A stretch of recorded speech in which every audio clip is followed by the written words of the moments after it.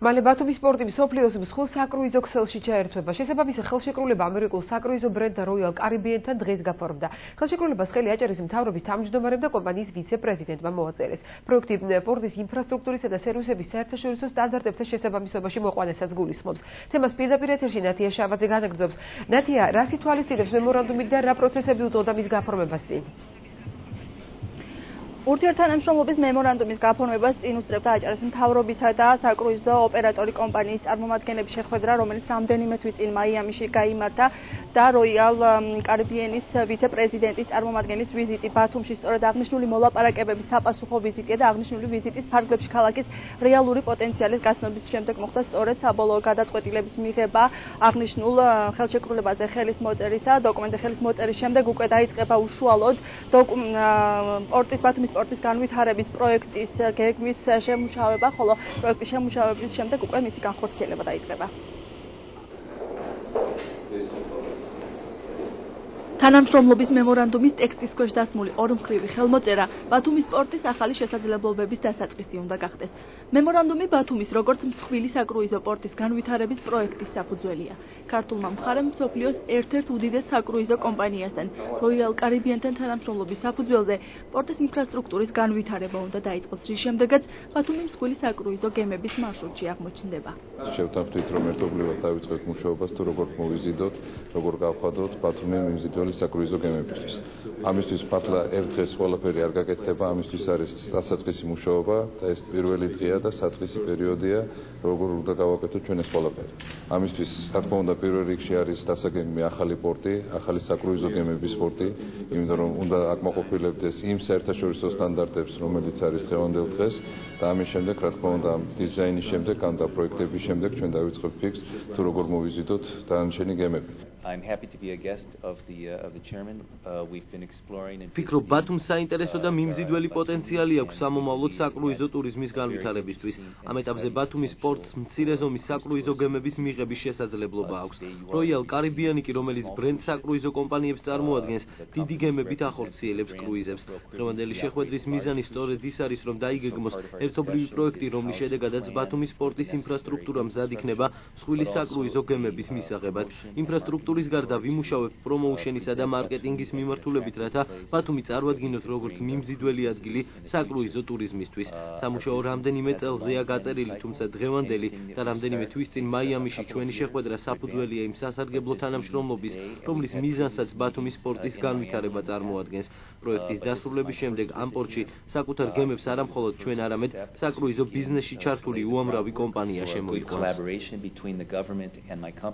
ბათუმის როგორც საკრუიზო ქალაქის ისტორია გასული საუკუნის 70-იან წლებში დაიწყო. საკრუიზო გემებს ქალაქში წლის განმავლობაში 200,000-მდე ტურისტი შემოჰყავდა. მიმართულება 80-იანი წლების ბოლოსთვის ნაკლებად აქტუალური გახდა და საკრუიზო ლაინერებმა ბათუმი საბჭოთა ეპოქასთან ერთად დატოვეს. ბოლო რამდენიმე წელია ტრადიცია აღდგა, თუმცა ქალაქი წელიწადში მხოლოდ რამდენიმე ერთეულ საკრუიზო გემს იღებს, ისიც მცირე მოცულობისას. მიუხედავად იმისა, რომ ბათუმის სპორტის პროექტის განხორციელებას რამდენიმე წელი დასჭირდება, საკრუიზო ხაზი რეგიონის ტურიზმის განვითარების პრიორიტეტებს შორის უკვე აღმოჩნდა. მიუხედავად იმისა, რომ საკმაოდ დიდი ისტორიის მქონე ნავმისადგომი გაგვაჩნია ქალაქში, დღეს ის არ შეესაბამება იმ მოთხოვნებს, რომელიც დღეს უკვე თანამედროვე ტიპის ლაინერების შემოსვლაზე პორტებში.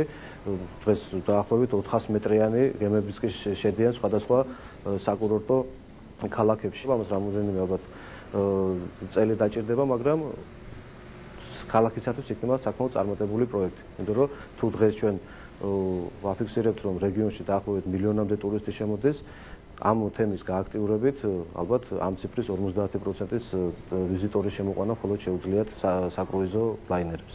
გარდა პორტის ინფრასტრუქტურისა, პროექტი ასევე გულისხმობს კიდების მომზადებას და ტურისტებისთვის მიმზიდველი მარშრუტების აგეგმვას, როგორც ქალაქის, ისე მისი ფარგლების გარეთ.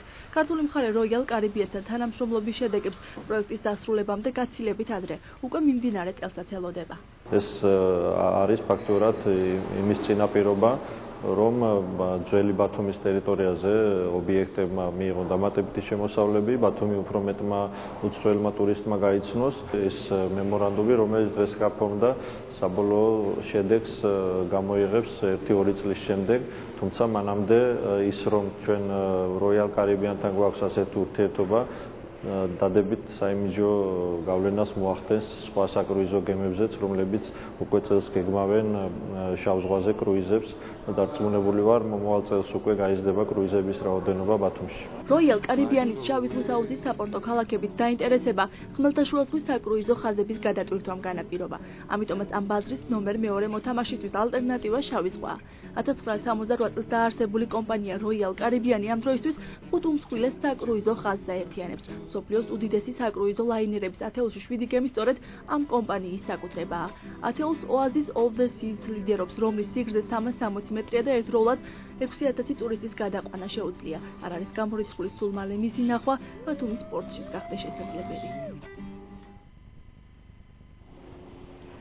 როიალ კარიბიანის ინტერესები შავი ზღვის აუზში მხოლოდ ბათუმით არ მოიწურება, მის ინტერესებში ასევე მოექცა აუზის კიდევ რამდენიმე დიდი საპორტო ქალაქი და აღნიშნულ რაც შეეხება ქართულ პროექტს, მასში როიალ კარიბიანთან ერთად მის განხორციელებაში ასევე ჩაერთვება მისი პარტნიორი კომპანია Land Design, რომელსაც აღნიშნული მიმართულებით სერიოზული გამოცდილება აქვს და არაერთი მასშტაბური პროექტი განხორციელებია მსოფლიოს სხვადასხვა ქალაქებში.